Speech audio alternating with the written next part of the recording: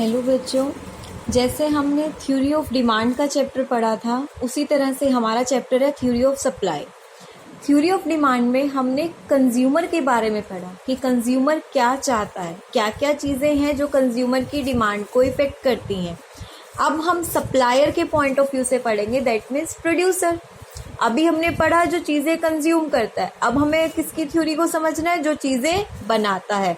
तो वहाँ पे भी हमने डिमांड का कंसेप्ट पढ़ा था, फिर डिमांड शेड्यूल किया था, डिमांड कर्व, डिमांड के डिटर्मिनेंट्स, लो मूवमेंट और फिर प्राइस इलास्टिसिटी आया था। इसी में 2 चैप्टर इंक्लूड है, वहाँ आपके 2 चैप्टर अलग अलग थे, यहाँ पे दोनों चैप्टर इकट्ठे इंक्लूड हैं। प्राइस इलास्टिसिटी इसी में है, वहाँ डिमांड था, बस यहाँ डिमांड की जगह पे क्या क्या आता जाएगा, सप्लाई। डिमांड कौन करता है, कंज्यूमर।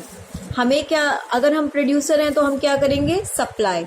तो अब आपसे बात की जा रही है, हम बात कर रहे हैं सप्लाई की। जिस तरह डिमांड का मतलब था कि आप कितनी कमोडिटी परचेज कर सकते हो, आपकी विलिंगनेस है, आपके हाथ में इतनी पावर है, आपके पास इतना पैसा है कि आप उसको खरीद पा रहे हैं, अटेनेबल आउटपुट आपके कितने थे। इसी तरह सप्लाई के केस में है, अगर हम एक प्रोड्यूसर से पूछें how much quantity of a commodity he is willing to sell, वहां पे हम क्या था, विलिंग टू परचेज, कि कंज्यूमर कितना विलिंग है परचेज करने के लिए। यहाँ पे विलिंग टू सेल, कि प्रोड्यूसर कितना विलिंग है बेचने के लिए।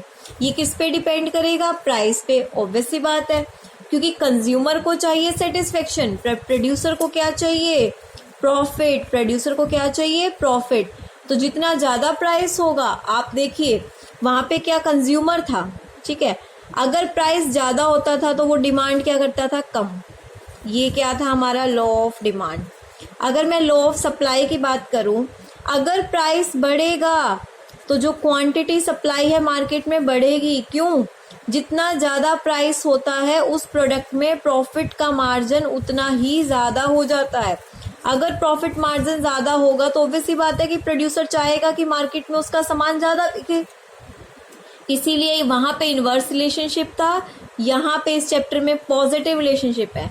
प्राइस ज्यादा होगा तो कंज्यूमर ज्यादा बेचने की कोशिश करेगा, क्योंकि वो ज्यादा प्रॉफिट कमाएगा।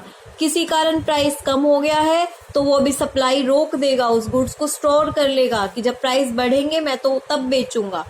तो इन्होंने यही बात बोली, एट ए हायर प्राइस वो क्या चाहेगा, ज्यादा बेचे, पर प्राइस कम होगा तो वो क्या चाहेगा, कम बेचे।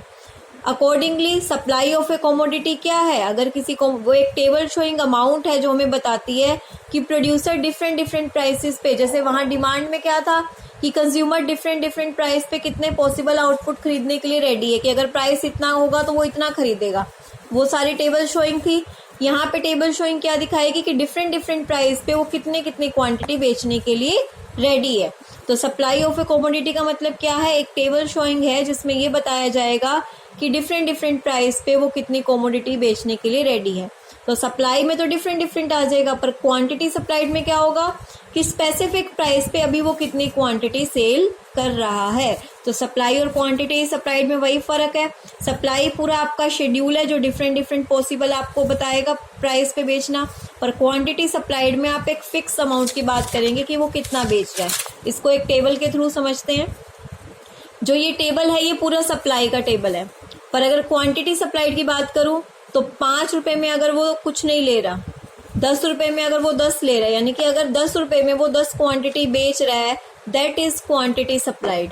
और अगर मैं इस पूरे टेबल की बात करूं तो वो क्या हो जाएगी, सप्लाई।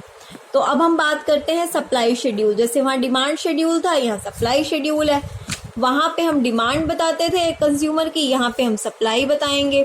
तो सप्लाई शेड्यूल क्या है, एक टेबल शोइंग वेरियस क्वांटिटी दिखाई जाती हैं, जिसमें हम ये दिखाते हैं कि डिफरेंट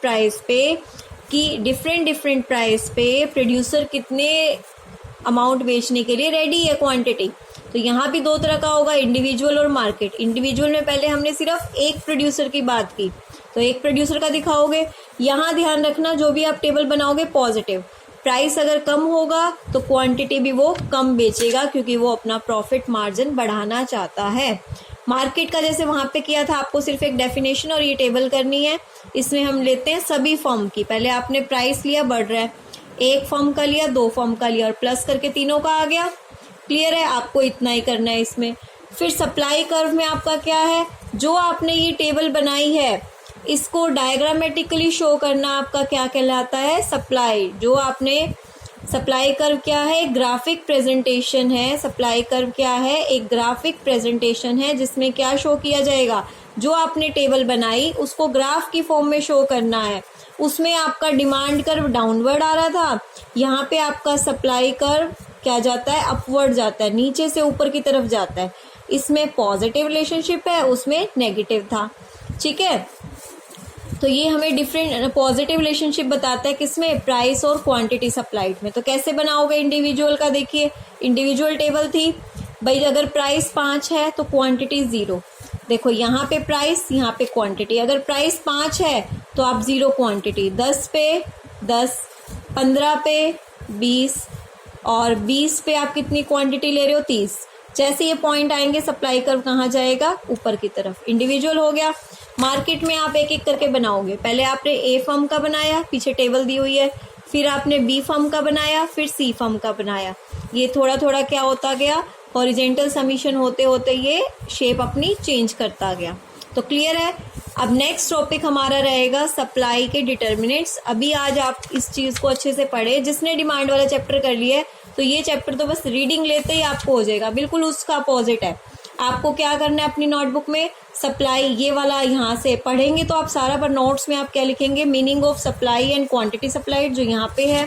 उसके बाद आपको क्या करना है, सप्लाई शेड्यूल की डेफिनेशन लिख के आपको बताना है कि इसके 2 पार्ट है, इंडिविजुअल एंड मार्केट। इंडिविजुअल में इसकी डेफिनेशन एंड टेबल, मार्केट में डेफिनेशन एंड टेबल, और साथ ही साथ आप सप्लाई कर्व बना देंगे। सप्लाई कर्व में आपने जो टेबल बनाई थी ना, इसी टेबल का आप डायग्राम बना देंगे। पहले आप इसका मीनिंग दे के फिर इंडिविजुअल में आप इंडिविजुअल का दिखा देंगे। नीचे आप ये जो लिखा हुआ है ये लिख लेंगे, इसमें आप ये पूरा बना के जो नीचे लिखा हुआ है ये लिख लेंगे। आपको बस इतना ही नोट्स रेडी करने हैं, ठीक है। उसके बाद आपको क्या करना है, हम डिटर्मिनेंट करेंगे। क्लियर है। एक क्वेश्चन है, what is the minimum supply price. Minimum मतलब रिजर्व। गवर्नमेंट सेट कर देती है एक प्राइस की, कम से कम, मतलब एक प्राइस सेट कर दिया जाता है कि कम से कम आपको इतने पे करना है, ताकि कोई एक्सप्लॉइट ना कर सके। एक प्राइस रिजर्व कर दिया, the producer will not sell any quantity of the commodity, उससे कम पे नहीं बेचेंगे। मानो किसी किसान ने फसल उपजाई है और वो उसके पास स्टोरेज कैपेसिटी नहीं है, वो मार्केट में सारी फसल उसी टाइम बेचना चाहता है। अब सामने वाला जान के क्या करेगा, उसको एक्सप्लॉइट करने के लिए कम पैसे देगा, पर उसकी मजबूरी है कि फसल खराब ना हो जाए। तो गवर्नमेंट एक प्राइस सेट कर देती है कि ठीक है, इससे कम पे आप नहीं लोगे, कम से कम इतना प्राइस तो देना ही देना है आपको। क्लियर है। तो कम से कम जो प्राइस मिलता है वो होता है minimum reserve price. Next class में हम इसके डिटर्मिनेंट्स और लॉ ऑफ सप्लाई करेंगे, और उसके बाद मोमेंट। ये चैप्टर थोड़ी जल्दी हो जाएगा क्योंकि लॉ ऑफ डिमांड आपने इजीली किया हुआ है। Thank you.